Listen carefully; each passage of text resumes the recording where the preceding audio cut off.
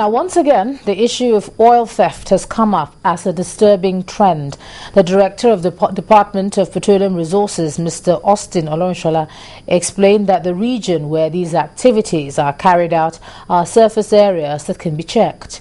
Speaking to members of the House Committee on Petroleum Upstream, Mr. Olorunshola says beyond huge revenue loss, the theft of oil has a negative impact on the environment.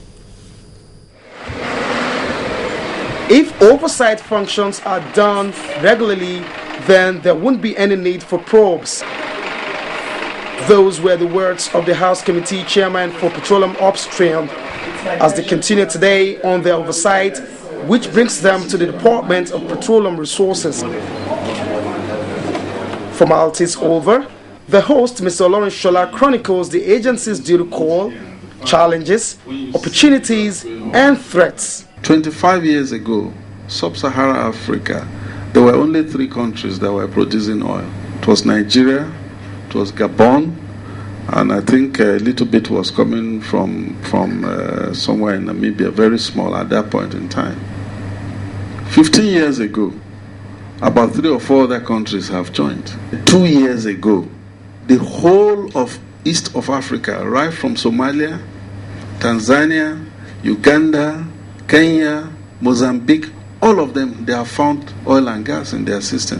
What it means, Mr. Chairman, is that competition is going to eat very, very steep. So if we don't find a way of attracting investment to turn our own oil and gas into money, it will remain under the ground. Next in line was supposed to be the Q&A session, but while journalists were getting ready for a session that should guarantee a scoop, we were all excused for what was termed a technical session. At the end of the closed door, however, this is what we were told. The DPR has done very well in terms of revenue generation.